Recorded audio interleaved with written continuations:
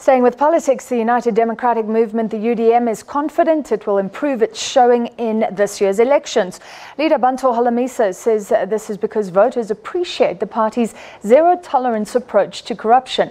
The UDM will be launching its manifesto this weekend in Port Elizabeth, in the province where it has its roots.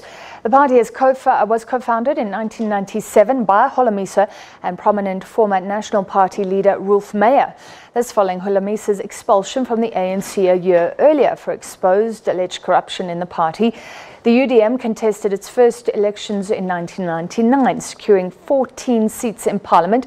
The party then clinched 9 seats in the 2004 elections and lost 3 of those due to floor crossing, though currently the party has 4 seats in Parliament after receiving just over 1% of the vote in 2014.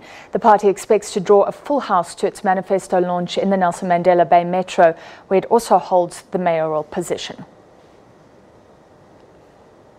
Let's get more from Lerato Thipa, SABC journalist, following this. So Lerato, this is the province where it has the support, so trying to capitalize on that.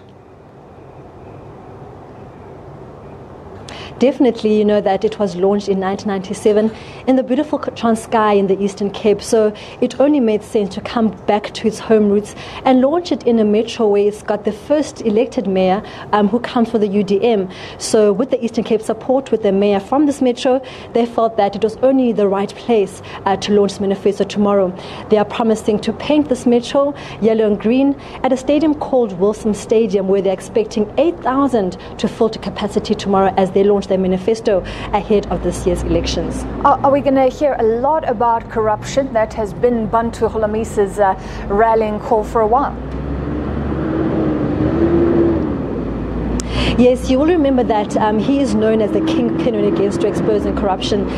He was on the forefront of exposing corruption, alleged corruption, the PIC. His party also was on the forefront in marching the union buildings, which led to the axing of former President Jacob Zuma. So he's a man that's been really steadfast in exposing corruption, whether it's in the National Party, whether it's in investment corporations. So he's been a man that's really held his ground, a principled man, a principled leader, and that's what he's proud himself on. So in his manifesto launch tomorrow, we are expecting to hear exactly how much he's going to stand on that principle and how much more corruption that he's aware of he's willing to expose for the sake of the citizens of South Africa. The question is, will that equal votes? I mean, the UDM has been losing support, currently only 1%, 4 seats. What is the party's aspirations for the elections?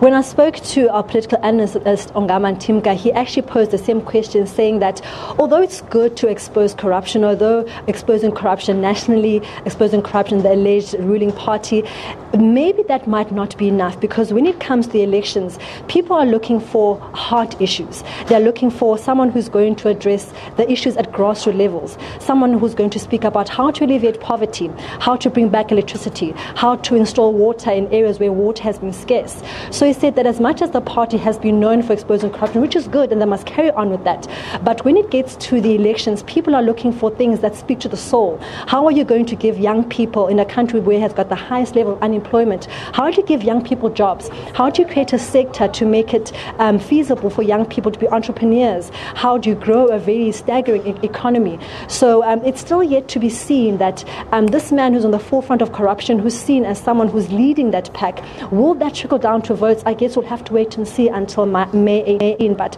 analysts saying that when it gets to elections, it might not be enough.